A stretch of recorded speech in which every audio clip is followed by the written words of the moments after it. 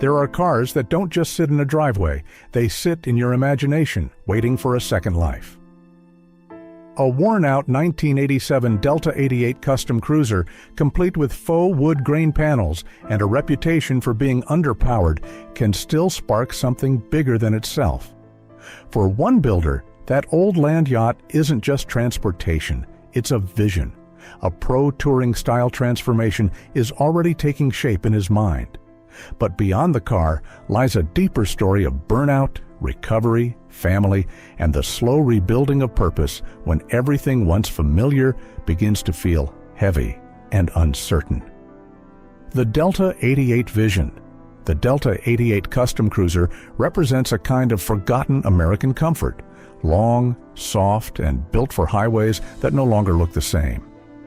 In its current form, it's far from performance-focused, but that's exactly what makes it appealing. The idea is to take something once considered sluggish and transform it into a pro-touring-inspired machine that can handle modern roads with confidence. Upgraded suspension, improved braking, and a stronger drivetrain would completely redefine its personality. It's not just about speed, it's about restoring dignity to a car that was never meant to be exciting, only dependable and endlessly cruising. When the spark starts to fade. Behind the garage doors, enthusiasm doesn't always stay at full throttle. Long nights, constant mechanical battles, and the pressure of creating something from nothing begin to take their toll. The excitement that once came from reviving forgotten machines slowly gets replaced by exhaustion. Even simple tasks feel heavier than they should. The joy of discovery is still there, but buried under fatigue.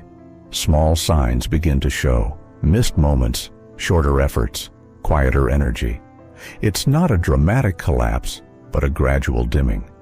When passion becomes routine, even the strongest builders eventually notice something important slipping away inside themselves. A change of scenery.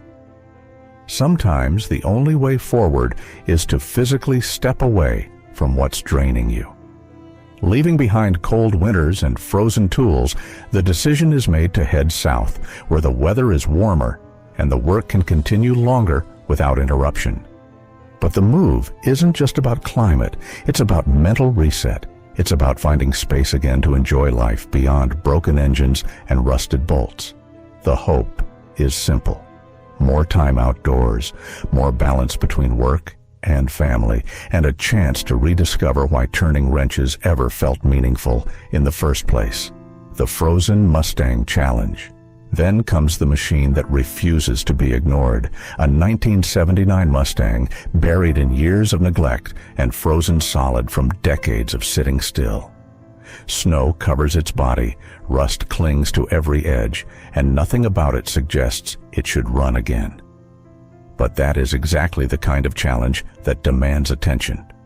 With a storm approaching and time running out, the work begins.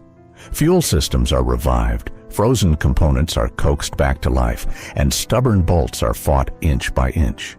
Every second matters, and every movement is a gamble against the cold. The moment it roars again, against all expectations, something changes. After hours of frozen hands, broken patience, and mechanical improvisation, the engine finally coughs. It hesitates, struggles, then catches. That first roar is not just mechanical, it feels like proof that persistence still matters. The car that should have been beyond saving moves under its own power again. In that moment, exhaustion turns into relief, and doubt turns into clarity. It isn't just about reviving a Mustang, it's about remembering that even the most abandoned things, whether machines or people, can still respond when given enough time, effort, and stubborn belief. A community built on rust and trust. Not every setback comes from machines. Sometimes it comes from people. When a valuable, carefully saved mechanical part disappears, it feels like more than a loss of equipment. It feels like a violation of trust. Instead of anger, honesty is shared openly, and something unexpected happens. The community responds. Support floods in, not as outrage, but as solidarity. Within days, a large reward fund is created, not for revenge, but for restoration. It becomes clear that this isn't just a garage anymore. It's a shared space built on belief, second chances, and collective respect for the craft. The quiet strength behind the scenes. No builder works alone, even if the camera often makes it seem that way.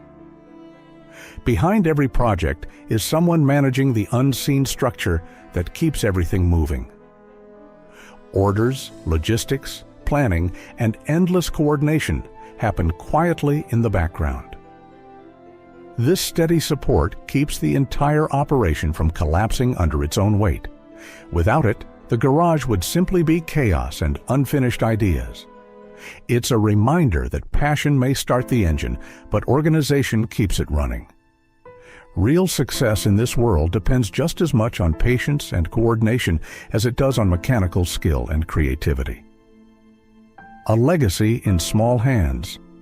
The next generation doesn't wait to be taught, it learns by watching. A young son, already drawn to tools and machines, begins building his own identity around dirt bikes, small projects, and curiosity. What starts as imitation slowly becomes understanding. He doesn't just see repair work, he sees problem-solving, persistence, and creativity. A small personal channel becomes less about content and more about inheritance. It's not about fame or views, it's about passing down a mindset that broken things aren't the end of the story, just the beginning of another attempt to make them work again. The station wagon and what it meant.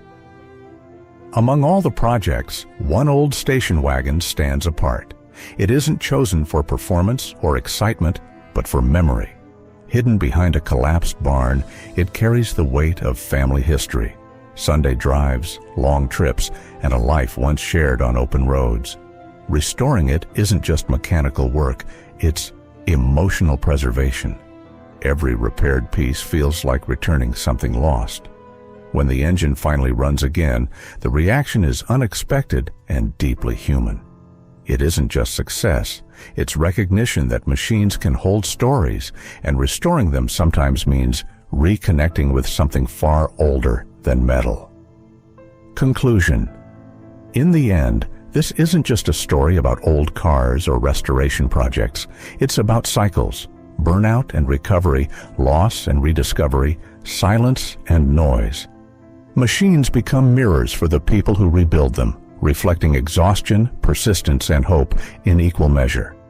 Whether it's a forgotten cruiser, a frozen Mustang, or a weathered family wagon, each project carries the same truth. Nothing stays broken forever if someone is willing to keep trying.